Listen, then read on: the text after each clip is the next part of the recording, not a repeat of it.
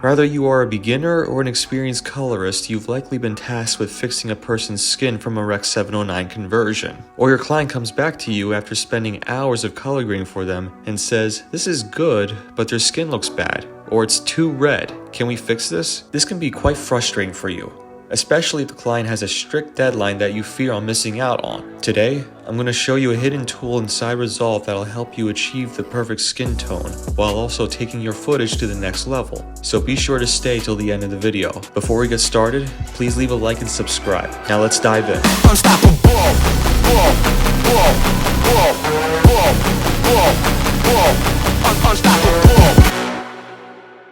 This footage was shot on Ari, so let me show you what it looks like with the color space transform.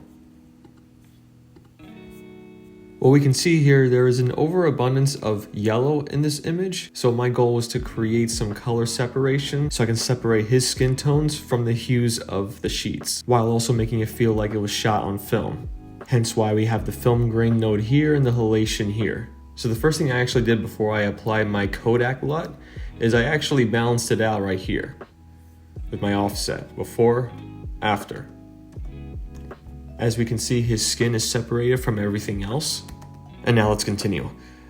The next thing I did was I went into my color space transform and changed the output gamma to Cine on Film Log, because if you recall a few weeks ago, Cine on Film Log must be met prior to the Kodak LUT in order for it to replicate perfectly. So this is what we got.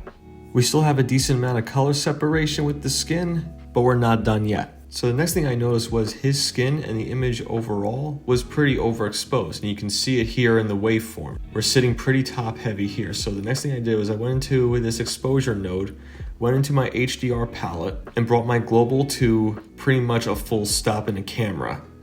So this is before, this is after. We're creating an authentic cinematic mood while recapturing every detail in his face. The next thing I did, I applied some film grain and halation. You'll definitely be able to notice it here and the edge of his ear. And then I applied a realistic power window, so that way we can pop out the areas that are lit up and darken the areas that are not, while also making him stand out as well. And now we're getting to the secret sauce of the grade, which of course lies in your look node. And of course we use our lift gamma gain with a little help of our log wheels in the shadows. I even poked around in the HDR palette with the shadows. But now the reason why you clicked on this video, the skin tones. How did I pump in all of this blue while also managing to maintain those skin tones? Well, here's the secret tool. Go into your vector scope and you'll notice where the shot is sitting at. And this little area right here is where his skin is sitting at. And you can look at it through here. Boom, that's where the circle's at. This is his skin. But the secret tool that you need to always have on if you want to achieve perfect skin tones is the skin tone indicator. What you're gonna do is you're gonna go into these settings right here and make sure show skin tone indicator is on, and look what happens. This line appears right here. And what we want is we want this circle to be in the center of it as possible. So as you can see, it's sitting perfectly in the center. Now to make sure that my skin tone was perfect, I went into my curves and I went into my hue versus hue and I selected his skin and I dragged it around to make sure it was perfect. I also made adjustments to my blue so that it appeared more cyan, or cyan, however you want to pronounce it. So this is how I achieve perfect skin tones, by looking at my scopes and looking at the skin and making the adjustments accordingly. You don't have to create another node and go into your qualifier here and grab his skin like that, although you could. But if we're talking about project-based grade, this is the best way to do it. So let me delete that and let's roll the full clip.